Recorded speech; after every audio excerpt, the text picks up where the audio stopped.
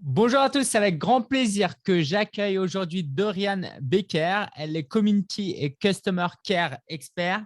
Elle est, après une dizaine d'années à travailler dans une entreprise, elle se lance en 2018 pour accompagner les entrepreneurs à faire de la relation client. Donc, je pense que si tu emploies le mot Customer Care, c'est que ça va peut-être plus loin que la relation client. Mais en tout cas, tu veux aider les entrepreneurs à faire de la relation client la force de leur business. Aujourd'hui, tu as accompagné près de 2000 membres à travers tes programmes et notre équipe, on est très fiers d'en avoir fait partie d'ailleurs. Et tu as un podcast aujourd'hui qui s'appelle Entrepreneur Care avec plus de 100 000 téléchargements. Donc, bienvenue Dorian, merci d'être là. Et aujourd'hui, on va parler donc de Customer Care pour développer son business de coaching. Oui, bah merci beaucoup. Je suis trop contente d'être là et merci pour l'invitation. Avec grand, grand plaisir. Du coup, moi, avant de rentrer dans le vif du sujet, tu vas nous parler de qu'est-ce que le Customer Care notamment. Mais est-ce que tu veux bien nous raconter comment tu t'es lancé dans le business? Parce que parmi nous, il y a beaucoup de coachs, beaucoup de Mm. gens qui sont en reconversion professionnelle et c'est toujours inspirant d'entendre ton histoire. Et après, on va voir comment le Customer Care pourra nous aider à développer, à scaler notre business. Donc, comment tu t'es lancé? Tu étais salarié, tranquille, tu faisais ton boulot et tu t'es lancé du jour au lendemain? Comment ça s'est passé? Bah, en fait, je pense que j'ai toujours eu un esprit rebelle. J'étais clairement destinée à devenir entrepreneur. Donc, j'avais déjà eu une expérience entrepreneuriale, c'était en 2014, en parallèle de mon job. Donc, j'avais eu un e-commerce de vêtements pendant 2 ans que j'avais fermé parce qu'au final, le e-commerce, n'était pas ce qui me plaisait le plus. Et 2 ans plus tard, donc après avoir fermé mon e-shop, après une superbe expérience en entreprise qui m'a vraiment fait prendre conscience que le customer care, c'était ma passion, je me suis lancée. Alors, pas parce que je n'aimais plus mon job, et c'était le gros dilemme pour moi. J'adorais mon job, c'était un job de rêve, je voyageais beaucoup, j'avais énormément de responsabilités. J'étais chef du customer care pour plusieurs pays et une implication aussi pour l'Europe pour un groupe de cosmétiques. Mais en fait, j'avais ce sentiment que c'était maintenant ou jamais. Je savais que je voulais devenir entrepreneur. Tu vois, j'avais 27 ans, j'avais pas encore d'enfant, on avait une situation stable. Et je me disais, en fait, je sens que c'est maintenant qu'il faut que je le fasse. Donc, j'ai suivi cette intuition. J'ai quitté ce job hyper intéressant et très bien payé pour tenter le tout pour le tout. Et voilà, j'ai un peu juste suivi mon feeling et c'est comme ça que je me suis lancée. Au départ, j'ai commencé comme freelance, comme beaucoup d'entrepreneurs d'ailleurs. Je faisais des missions de Customer Care Management pour des ONG, des formateurs en ligne, des e-commerce, enfin un peu tout ce qui me plaisait, tout ce qui me parlait. Et c'est vraiment en 2020, après la naissance de ma fille d'ailleurs, que j'ai pris un tournant assez important. J'ai vraiment pivoté mon business autour de la formation en ligne sur le customer care et vraiment pour les entrepreneurs du web. Ok. Et merci pour ton partage. Moi, je suis assez étonné finalement tu vois, quand Marélie dans mon équipe m'a parlé de ce que tu faisais, je me suis dit, tiens, je ne savais pas que ça existait. Quand tu t'es lancé, tu savais que ça allait prendre tout de suite ou tu avais des doutes? Bah, je fais assez confiance à mon intuition. Moi, je ne suis pas très chiffre. J'ai la mauvaise élève de l'entrepreneuriat. J'ai fait Ouais. aucune étude de marché. J'avais quasiment pas posé de questions à mon client idéal et tout. Mais j'avais repéré un besoin. C'est-à-dire que moi, voilà, qui ai cette sensibilité à la relation client, etc., je suivais des entrepreneurs déjà par curiosité et je voyais tellement de choses qui n'allaient pas. Et surtout une méconnaissance, tu vois, de la part des entrepreneurs du customer care et de l'importance. Et en fait, c'est un peu comme si je me dis, OK, il faut que je mette ma cape de super customer care pour venir éduquer et tout. Et j'ai senti que c'était là qu'il fallait que je m'engouffre, que personne ne parlait de ça. J'ai été à ma connaissance, s'il y avait quelqu'un d'autre, levait la main, mais à ma connaissance, j'étais la première sur le marché francophone à parler de customer care. Euh, et encore une fois, ça a joué dans c'est maintenant ou jamais. Personne n'en parle. Moi, c'est mon expertise. Je vois un besoin. Alors après, ça allait être un challenge parce que ce besoin, il fallait que j'en fasse prendre conscience. Parce que ce n'était pas quelque chose dont la plupart des freelances et des entrepreneurs sur le web avaient conscience. La relation client, la plupart du temps, quand on ne s'y intéresse pas trop, ça se résume au service après-vente, à régler des problèmes. Donc voilà, j'ai dû faire ce travail d'éducation, mais j'avais confiance. Qu'est-ce qui te passionne derrière le… Alors, on va le définir, hein, le Customer Care, mais juste avant, qu'est-ce qui te passionne tant dans ce concept d'aider le client à vivre une bonne expérience, Ouais. C'est quoi derrière qui te passionne le plus? Tu vois, moi, je pense que j'ai une mission profonde que j'ai découvert en coaching d'ailleurs. J'avais suivi un coaching en 2019. Et en fait, j'ai une mission profonde dont je n'avais pas vraiment conscience avant. euh, c'est que j'aime voir les autres heureux. Vraiment, genre, le bonheur et la réussite des autres, c'est quelque chose qui me booste, qui me fait du bien. Et le customer care, c'est un moyen pour moi de diffuser de la bienveillance et de diffuser du bonheur et aux entrepreneurs que je forme, parce que déjà, ça les déculpabilise, ça leur donne des outils, ça leur fait gagner du temps, etc. Et à travers eux, qui vont aussi diffuser, tu vois, du bonheur et de la bienveillance à leurs clients. Donc, je Hmm. pense qu'en fait, le customer care, c'est devenu ma passion parce que c'est vraiment un vecteur de bien, de bonnes choses, de relations humaines. Et c'est ça qui m'anime le plus, en fait. Ouais, on est dans une société hyper consumériste, donc Mm. forcément, au quotidien, on consomme. Donc, c'est sûr que ouais, j'avais jamais vu ça comme ça. Donc, ouais, merci. Et puis, de toute façon, on se rend compte de ces genres de choses quand on a une mauvaise expérience client. Tu vois, et là, on se dit, Ouais. ah, ça, voilà. Et donc, ouais, merci, merci beaucoup, Dorian, pour ton partage. C'est hyper inspirant. Bah, let's go. Tu voulais parler de Customer Care pour ceux qui sont là en mode, OK, ça veut dire quoi? Qu'est-ce que tu aimerais leur dire? Bah, déjà, j'ai balancé une petite phrase il y a quelques instants. Le customer care, c'est pas que du service après-vente.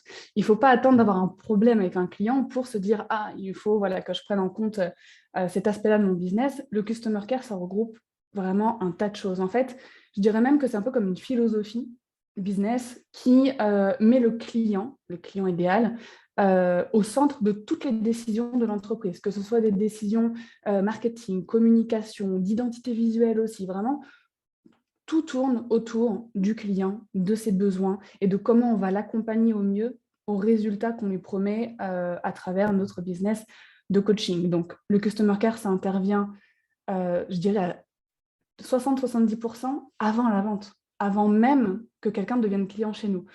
C'est pour ça que je me définis aussi comme community expert parce que tout ce qui est audience, donc les personnes qui ne sont pas encore clients, il faut aussi prendre soin de ces personnes. Ça fait partie du customer care que de prendre soin de l'audience, des prospects et ensuite, pendant la vente, donc de les aider à prendre leurs décisions du mieux possible. Et après la vente, quand ce sont des clients, où là, au niveau du customer care, c'est vraiment l'expérience client, la fidélisation qui va intervenir. Donc voilà, c'est vraiment une philosophie business qui met le client au centre de tout. Là, il y a un truc que tu me dis qui m'intrigue parce que c'est un truc hyper important pour les coachs. C'est, tu parlais d'aider le client à prendre la meilleure Mm. décision. Voilà, quoi, je ne sais plus exactement comment tu as formulé. Est-ce que tu veux parler de ça? Parce que ça, ce n'est pas forcément difficile, facile pour les coachs qui veulent vendre, mais qui en même temps disent, oh ben non, il ne faut pas que je pousse trop, voilà, c'est sa décision et qui ont du mal avec l'argent. Donc, comment toi, tu vois les choses? Comment tu vois la vente comme rendre service? Je suis curieux. En fait, quand on conseille un client ou quand on a un prospect en face de nous, il faut se détacher du je veux vendre. Il faut plutôt se rapprocher du je veux conseiller un ami.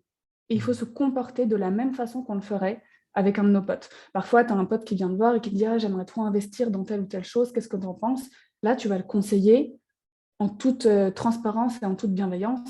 Si tu vois que le truc, il est fait pour lui, tu vas lui dire, ah mais franchement, fonce, ça va t'aider, ça va être génial. Et si tu vois que le truc, il est vraiment pas adapté pour sa vie, pour ses besoins, tu vas lui dire, franchement, laisse tomber, c'est pas pour toi. C'est la même chose qu'il faut faire quand on est coach. Après, si le travail en amont est bien fait, sa stratégie marketing, etc., normalement, on attire des personnes qui ont besoin de ce qu'on a à offrir. Donc, le ratio de déconseiller un produit versus le conseiller, il est vraiment tout petit. Mais si jamais un jour, il y a quelqu'un bah voilà, qui va venir nous voir en disant, écoute, voici ma situation, ton coaching a l'air intéressant, est-ce qu'il me correspond? Et qu'on se rend compte que c'est pas du tout fait pour lui, il ne faut pas hésiter à lui dire, bah, écoute, actuellement, dans ta vie, dans ta situation, mon coaching n'est pas adapté pour toi, mais n'hésite pas à rester dans les parages parce qu'il est possible que dans quelques temps, je lance un produit ou un format qui, là, sera adapté à toi. Donc, c'est vraiment ne pas hésiter à passer à côté d'une vente parce que la personne ne matche pas tout simplement avec ce qu'on a à offrir. Donc, vraiment voir le prospect comme un ami qu'on veut conseiller. Et du coup, dans ton exemple, par exemple, si un ami me dit est-ce que je devrais acheter telle voiture ou telle voiture, je vais le conseiller de la meilleure manière parce qu'en fait, ce n'est pas moi qui vends la voiture. Mais si Mm. c'est moi qui vends la voiture, tu vois, il y a un peu cette tendance chez les coachs. Oh, bah, tu es un ami, je te fais ça gratuitement ou je te fais moins cher ou non, t'inquiète, tu n'as pas besoin de payer.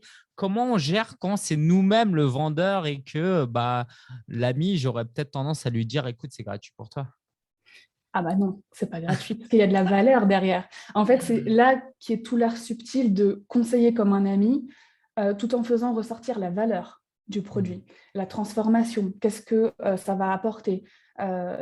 Et après, le prix, ça devient secondaire.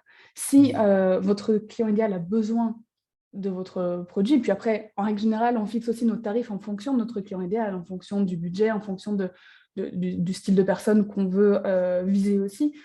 Donc le budget, c'est même pas quelque chose qui rentre dans la conversation, à moins que cette personne vous pose explicitement la question. Pour moi, j'ai très rarement vendu en parlant de prix. Vraiment. À moins qu'on me dise, Dorian, ça coûte combien? Dorian, j'ai pas le budget. Là, je vais parler clairement du prix. Mais si personne à aucun moment le mentionne, si on le mentionne en premier, soit en disant c'est gratuit, soit en disant je te fais une ristourne, soit parfois ça peut être hyper mal pris. En mode, mais comment ça, tu penses que j'ai pas les moyens de payer?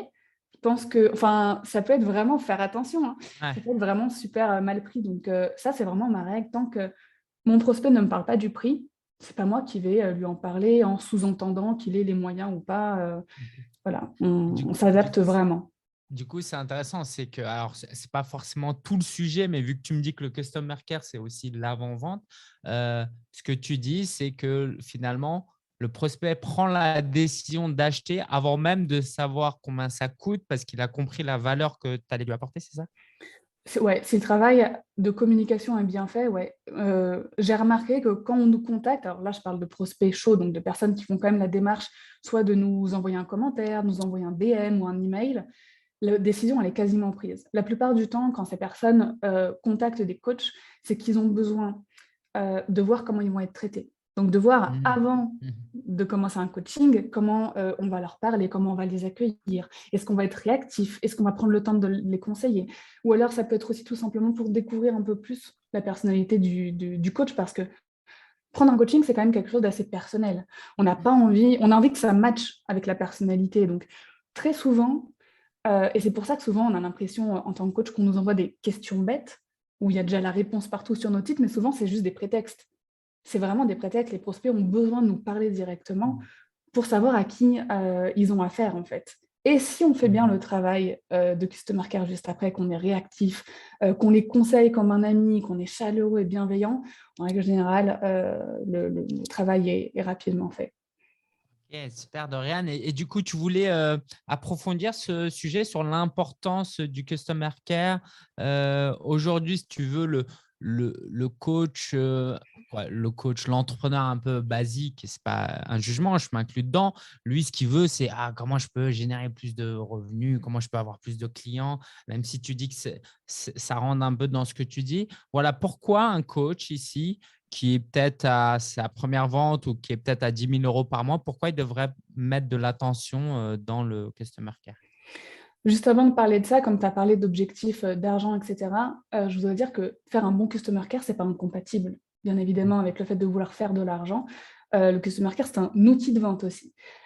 Tout ce qu'il faut pour avoir déjà une base d'un bon customer care, c'est de se fixer voilà, nos objectifs chiffrés, je veux faire tant de chiffre d'affaires, tant d'abonnés, machin, etc., et des intentions.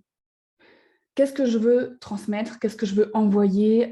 Quelles émotions je veux provoquer? Ça, c'est super important pour moi de combiner les objectifs chiffrés, des choses vraiment très terre-à-terre, à des choses beaucoup plus impalpables qu'on va vouloir faire passer. Ensuite, pourquoi c'est super important de prendre en compte le customer care? Alors, pour tous les business, mais là, on va vraiment parler d'un business de coaching. Et puis, je pense aussi la plupart des personnes qui nous regardent font peut-être des coachings individuels en one-to-one. Donc, encore une fois, pour vendre, il faut acquérir la confiance des gens. On ne peut pas vendre sans confiance. Une personne qui investit chez vous, c'est qu'elle a confiance. J'ai jamais vu un client qui n'a pas du tout confiance en une entreprise qui va aller acheter chez eux, à part peut-être pour les opérateurs téléphoniques, parce qu'on n'a pas le choix. Mais sinon, pour un coach, les personnes qui investissent chez vous, c'est qu'ils vous font confiance à 100%. Mais la confiance, c'est une des choses de nos jours, déjà qui est très précieuse et qui est assez compliquée à gagner. Et c'est là qu'intervient le customer care. Dans customer care, il y a prendre soin, Et je ne vois pas un meilleur moyen de gagner la confiance de quelqu'un que lui montrer qu'on prend déjà soin de lui alors qu'il n'est pas encore client. Il se dit, mais ok, si je suis accueillie comme ça, si on prend soin de moi de cette façon alors que je ne suis pas encore client, mais qu'est-ce que ça va être une fois que j'aurai investi? Et donc, le Customer Care, c'est un atout considérable pour créer un lien de confiance. Ensuite, le lien de confiance, bien évidemment, il se solidifie et il se pérennise après avec les sessions de coaching, avec les systèmes de fidélisation qu'on met en place, mais il faut quand même ce petit bout de confiance qui va donner l'impulsion au prospect de passer à l'action et d'acheter. Ouais, ouais. Alors, avant de rentrer dans le détail de quel, je crois que tu nous as préparé toute une liste de Mm. quoi faire exactement. J'aimerais te poser une question, tu vois, parce que moi, je suis tombé dans un piège qui est que j'ai un peu le syndrome du sauveur avec mes clients. En tout Mm. cas, c'était le cas avant et je suis en train de travailler dessus. J'ai tellement envie de prendre soin de lui comme si c'était mon pote ou mon neveu ou mon enfant que s'il n'a pas les résultats que je lui avais promis, en tout cas qu'on visait, je vais le moins bien vivre personnellement et je vais voir comment je peux lui donner plus et je vais faire plus pour. Et du coup, je m'implique tellement que ça prend toute mon énergie et du coup, je ne peux pas développer mon business. Et puis peut-être que je crois que je prends soin de mon client, mais je ne prends peut-être pas soin de lui. Est-ce que voilà, tu as déjà eu affaire à ce genre de personnalité? J'imagine que je ne suis pas tout seul. Qu'est-ce Mm. que tu dirais aux gens qui sont dans l'extrême, justement? Ouais, je dois t'avouer que je suis un peu comme ça aussi. C'est-à-dire que quand j'ai des personnes dans mes programmes, dans mes formations qui me disent, Dorian, j'arrive pas à faire telle ou telle chose, je m'investis aussi à 100% parce que ça fait aussi partie du customer care et de tout un business d'accompagner jusqu'au résultat. Après, il y a deux dimensions à prendre en compte. Est-ce que c'est le seul client qui t'a fait ce retour? Et dans ce cas-là, pourquoi il n'a pas atteint les résultats? Est-ce qu'il n'a pas respecté peut-être l'engagement que lui, il devait avoir de son côté? Est-ce qu'il voilà, il n'a pas fait les exercices que tu lui donnais? Est-ce qu'il n'a pas fait voilà, bien suivi les indications, etc. Dans ce cas-là, ce n'est pas de ta faute entre guillemets. C'est l'investissement de son côté qui n'a pas été jusqu'au bout. Dans ces cas-là, et moi, c'est ce que je vais mettre en place dans un futur programme, si toi, tu te sens mal et que tu as vraiment envie de continuer à les accompagner, si on a le budget, on peut peut-être prendre un autre coach ou une autre personne, mais plus mindset, en mode pourquoi tu t'es pas investi personnellement, et peut-être offrir 1 heure comme ça, et lui dire, OK, maintenant tu reprends les vidéos, tu reprends les lives de ton coaching, et tu refais le tout avec ce nouveau mindset. Ça peut être une solution. Ça permet d'accompagner jusqu'au bout sans s'investir soi personnellement, parce que parfois, il faut aussi se protéger et protéger son énergie pour continuer à être disponible aussi pour les autres clients. Donc ça, c'est le premier cas de figure. Second cas de figure, il y a 1, 2, 3, 4, 5 clients, 6 qui reviennent avec ce retour, qui n'arrivent pas à atteindre les résultats. Dans ce cas-là, il faut peut-être revoir la méthodologie de coaching. Est-ce que voilà, il n'y a peut-être pas une autre façon d'accompagner? Parce que si plusieurs personnes rencontrent le même problème, c'est que le problème ne vient pas d'eux. Le problème vient de notre offre et de la façon dont on les accompagne au résultat. Et c'est là aussi que le Customer Care, c'est important. Nos offres et notre business, il se construit avec nos clients et il se construit avec les feedbacks de nos clients. Je te prends un exemple avec une de mes offres. J'avais lancé, c'était en mars 2020, là, un outil qui s'appelle Customer Care Express et où il y avait 100 templates de réponses déjà toutes rédigées, tu vois, à utiliser rapidement dans son quotidien. Je l'ai lancé au départ comme ça avec juste 100 templates en me disant, j'arrive pas à trouver d'autres idées de réponses à rédiger. Au fil des mois, j'envoyais des questionnaires pour récolter, tu vois, des feedbacks et j'avais une sorte de groupe aussi pour récolter. J'ai eu tellement de feedbacks et de suggestions que j'ai pu améliorer le produit. Maintenant, il y a 300 templates dedans, avec des questions que j'aurais pas pu imaginer, parce que voilà, les cas de figure, selon qu'on est coach, freelance, fleuriste, etc. Et je me dis, OK, sans mes clients, je n'aurais jamais pu apporter autant de valeur à ce produit. Et c'est pareil pour un coach. Si on a des clients qui nous font parfois des retours qu'on estime négatifs, ce pas des retours négatifs, ce sont des opportunités pour s'améliorer. Donc à ce moment-là, il ne faut pas se remettre soi-même en question, il faut se détacher aussi de notre offre. Il faut se dire, OK, ils ont rencontré un problème à tel moment, je modifie, je reforme la pédagogie, je reforme les sessions de coaching pour, pour les aider à atteindre ces résultats. Et ces personnes qui se sont plaintes, peut-être pas pourquoi leur offrir une heure en plus avec cette nouvelle méthode et leur dire, voilà, est-ce que cette nouvelle méthode te convient mieux? Ça Waouh. permet voilà, et de réparer, entre guillemets, le tort et aussi de tester peut-être une nouvelle méthode en même temps. Ouais.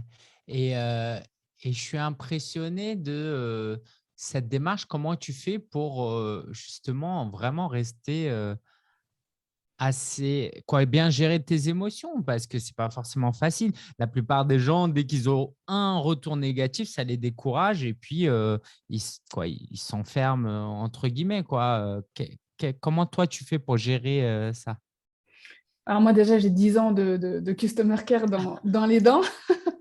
Ouais. Et puis j'ai été au Customer Care à des niveaux, tu vois, d'assistante, où je prenais le téléphone, où je me prenais des réflexions et parfois, enfin, j'ai eu des cas, je ne vais pas en parler là parce que ça va durer 2 heures, mais j'ai eu des cas ultra difficiles à gérer. Et après, les cas que j'ai eus quand j'étais en entreprise avant, plus rien ne me fait peur. Donc déjà, il y a ça qui rentre en compte, mais il y a aussi, c'est un gros travail de mindset. Et c'est surtout comment on se positionne en tant que chef d'entreprise et comment on se sent en tant que chef d'entreprise. Il y a aussi ce côté, OK, je suis CEO, je suis chef de mon entreprise, c'est moi qui gère. C'est moi qui gère et je ne suis pas responsable de ce que les autres ressentent. Et il ne faut pas prendre personnellement des retours qui sont faits par rapport à notre offre, par rapport à notre contenu. Il faut vraiment, encore une fois, se dire, OK, c'est un cadeau pour m'améliorer, je vais pouvoir faire mieux, ça va pouvoir affiner encore plus mes produits pour mon client idéal et pour toucher encore plus de personnes avec qui je veux travailler. Mais c'est vrai que ce n'est pas facile. Et puis même moi voilà, qui ai travaillé ce mindset pendant des années, parfois quand je reçois un retour négatif, forcément, ça nous touche parce que notre business, c'est notre bébé, on y met toute notre énergie, tout notre cœur. Mais il faut tout de suite switcher en se disant, OK, c'est moi qui gère, je suis le chef d'entreprise, je prends ce retour comme un outil, je vais tout mettre en œuvre pour rendre le sourire à cette personne, pour le satisfaire.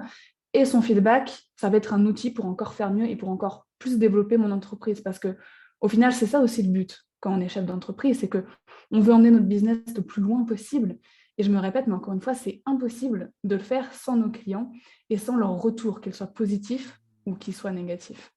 Waouh, ça c'est une réelle leçon d'humilité en tout cas. Du coup, merci beaucoup Dorian pour ce partage. Et du coup, concrètement, quelles actions les coachs peuvent mettre en place pour développer ce Customer Care? Je crois que tu voulais nous partager ça en 2 temps. Ouais, en fait, j'ai créé le truc en 2 catégories. Comme le Customer Care, ça intervient avant la vente, je voulais commencer par cette catégorie-là. Des actions Customer Care qui peuvent vous aider à convertir en tant que coach. On a la réactivité. Alors, je sais que ça va en désoler plus d'un, mais aujourd'hui, dans le digital, c'est inconcevable pour moi, par exemple, d'avoir une semaine de retard, ce que j'appelle ça du retard, une semaine de retard dans ses mails, de ne pas ouvrir ses DM pendant un mois.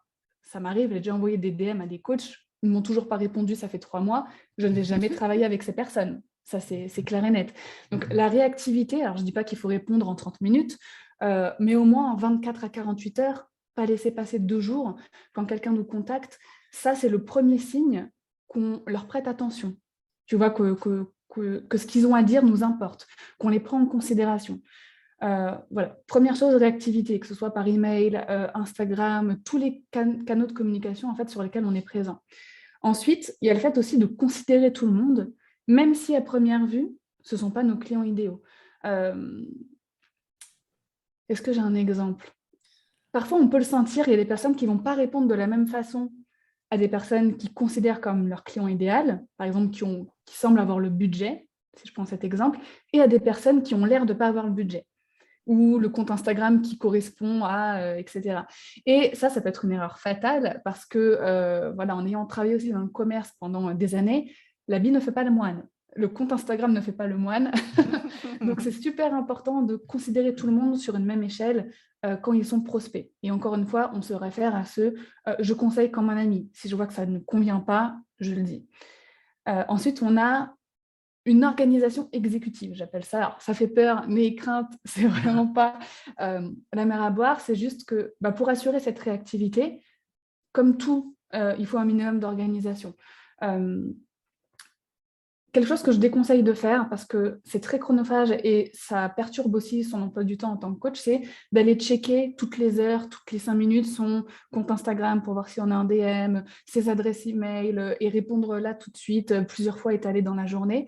Parce qu'en faisant ça, on a l'impression que ça nous prend toute la journée. Et on se dit dans les customer care, c'est pas possible. Allez, demain après-demain, je réponds à personne parce que je dois me concentrer sur autre chose. Et c'est ni bon pour vos prospects, vos clients, ni bon pour vous. Donc, l'idéal, moi, ce que je conseille, c'est de se fixer un temps, chaque jour ou chaque 2 jours, si c'est en 48 heures que vous voulez répondre, un temps dédié au customer care. Par exemple, tous les lundis, le mercredi et le vendredi, de 9h à 10h, je réponds à tout le monde partout. Et ensuite, je passe à autre chose et je me concentre sur d'autres tâches. Donc, juste organiser comme ça l'exécutif. Alors, j'ai des membres aussi de mes programmes qui, elles, préfèrent le faire en 2 temps, donc 30 minutes le matin, 30 minutes en début d'après-midi. Au moins, voilà, pour elles sont hyper réactives et ça permet de garder une organisation et de ne pas dépasser sur d'autres tâches parce que quand on est coach, quand on est entrepreneur, on sait très bien, on a énormément de choses à faire. Et la dernière action que j'aimerais partager, c'est la personnalisation. C'est-à-dire de vraiment personnaliser les échanges que vous allez avoir. Vous allez avoir beaucoup de conversations, je l'espère. C'est le but aussi quand on est sur les réseaux sociaux, quand on a une stratégie de contenu et qu'on est coach. Et c'est vraiment de personnaliser chaque conversation avec le prénom, mais aussi avec des éléments que la personne nous indique dans leur message. Par exemple, si vous êtes coach pour entrepreneurs, je dis voilà, un exemple au hasard, et qu'une personne vous contacte en disant « Ah, je vois que tu aides avec tes coachings à dépasser les 100 000 euros de chiffre d'affaires par an. Moi, je viens de me lancer il y a quelques mois. Est-ce que ça me convient ?» Donc, vous allez le conseiller selon votre produit, mais vous allez peut-être dire aussi « Ah bah, félicitations de t'être lancé, je suis trop contente pour toi. Qu'est-ce que tu fais exactement ?» Ou alors, allez voir sur son Instagram, voir ce qu'elle fait, dire « Ah, je vois que tu fais du graphisme pour, je sais pas moi, les musées, c'est super intéressant. » Enfin, vraiment de personnaliser à fond le message pour donner à cette personne l'impression que vous la connaissez déjà et qu'elle n'a pas à tout expliqué, qu'elle n'a pas à radoter, etc. Ça peut paraître du stalkage, mais non, c'est juste une petite recherche. Ça prend quelques secondes et ça permet de personnaliser déjà, de commencer à personnaliser l'expérience de cette personne qui deviendra peut-être un client ensuite. Waouh, génial, c'est énorme ce que tu me partages et c'est vrai que on peut, en fait, parfois on a l'impression de ne pas avoir le temps, mais en fait c'est juste qu'on a mal géré son temps, on est dispersé. Et comme tu dis, si on vérifie tous les 5 minutes, on a l'impression de passer toute la journée sur ça. Mais Ouais, si on additionne tout, en fait, on n'a peut-être passé qu'une demi-heure, hein. Donc il fallait juste bien l'organiser, quoi. c'est Ouais, ça, ouais. exactement. Et les secondes actions dont je voulais parler, c'est une fois que une personne est devenue cliente, est devenue coachée chez vous. Et là, c'est cool parce que c'est le moment où vous allez pouvoir libérer votre créativité.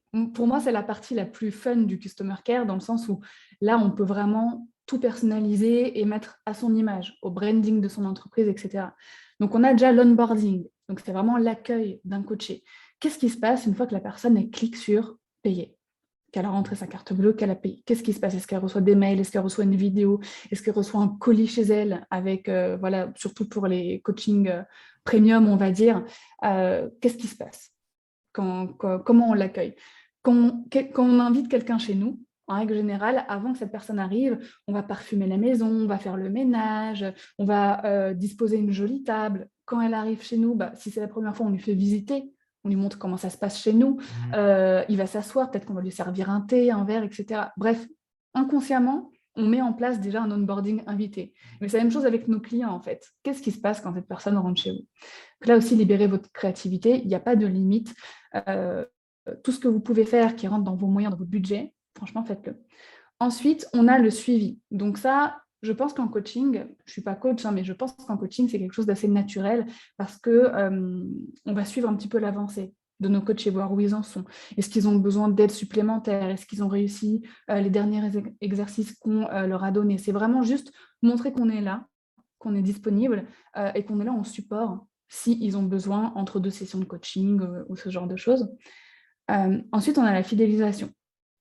Alors, la fidélisation en coaching, je pense que ça dépend de ce qu'on vend et de nos offres, parce qu'en règle générale, si on a un coaching qui est spécifique à une seule étape, par exemple de notre vie ou de notre business, et qu'une fois ce coaching-là, les personnes n'ont plus du tout besoin de ce coaching, effectivement, la fidélisation va se faire autrement, parce qu'ils ne vont pas pouvoir réinvestir.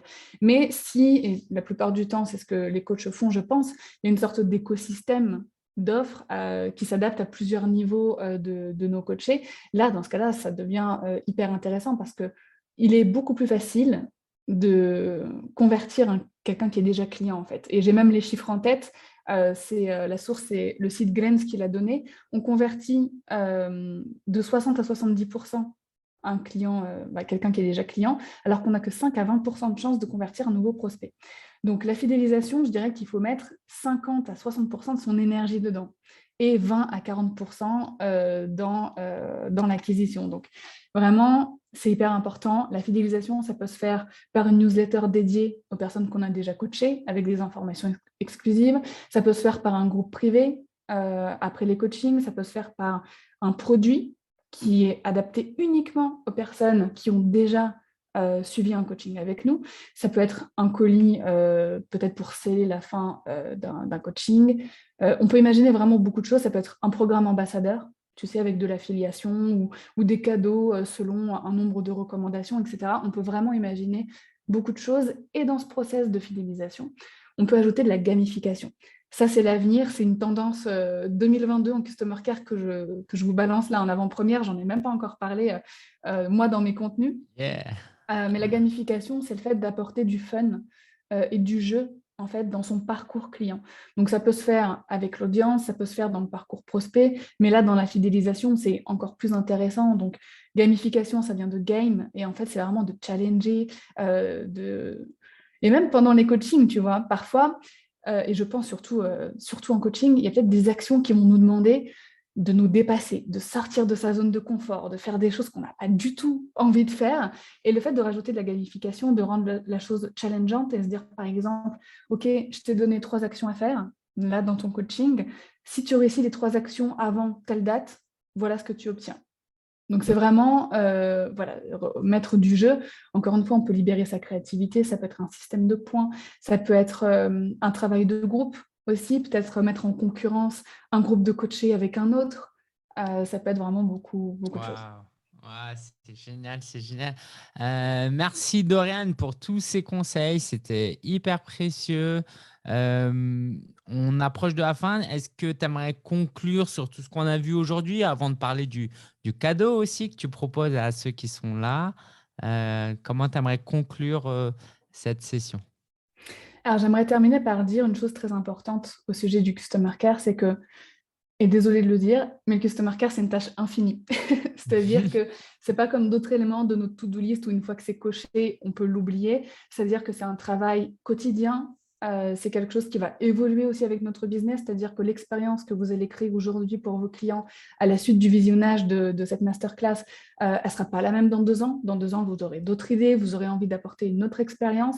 Et surtout, comme vous vendez dans le digital évolue. Et donc, l'expérience aussi qu'on offre à nos clients va devoir évoluer avec les évolutions du digital. Donc, ça, c'est vraiment un fait à accepter et à intégrer dans son business et dans l'évolution de son business de coaching. Le Customer Care, on sait quand ça commence, mais on ne sait pas quand ça finit. Et le but, c'est que ça finisse jamais. C'est-à-dire que nos clients, une fois qu'ils sont clients chez nous, ils sont clients pour la vie, même si ils ont été clients qu'une seule fois. Ouais. Waouh, c'est génial et merci Dorian parce que c'est inspirant. En fait, on voit qu'il y a de l'amour derrière tout ce que tu fais et que c'est pas juste avoir un business, c'est que c'est vraiment aider les gens et garder cette relation. C'est hyper inspirant. Tu as un cadeau à offrir à ceux qui veulent aller plus loin. Est-ce que tu veux nous en parler? Ouais, alors en fait, j'ai créé un quiz. Avant, quand je faisais des accompagnements individuels, la première session, elle tournait surtout autour de questions que j'avais posées aux entrepreneurs que j'accompagnais parce que j'avais un peu besoin de faire l'état des lieux. Maintenant que je fais plus d'accompagnement individuel, j'ai créé un quiz qui reprend en fait tout cette première heure d'accompagnement individuel que je faisais et qui reprend toutes les questions. Donc, ça prend 7 minutes à faire et après les 7 minutes, vous avez en fait la note de votre Customer Care pour savoir où vous en êtes. Donc, c'est une note de 1 à 5 étoiles. Et pour chaque résultat, vous avez un plan d'action personnalisé qui va vous aider à déjà mettre en place plusieurs choses pour, selon le niveau où vous êtes, pour aller plus loin, pour construire ou aller plus loin dans votre Customer Care. Ok, c'est génial. Bah, on sent la gamification aussi dans ce quiz. Ça donne trop envie d'aller le faire. Donc, on a mis le lien en dessous de cette vidéo. N'hésitez pas à cliquer dessus et aller faire ce test. Merci beaucoup, Dorian, pour ton temps, Avec pour grand ton plaisir. énergie, tous les conseils que tu nous as donnés. Je te laisse le mot de la fin et puis on terminera sur ce que tu as à nous partager.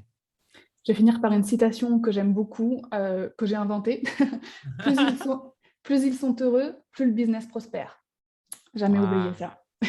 génial, génial. Merci beaucoup, Dorian, pour ton temps et je te dis à très bientôt et bonne continuation dans tout ce que tu fais et pour le bonheur et la joie que tu partages à travers ton travail. Ciao, Merci, ciao. c'était avec plaisir. Ciao.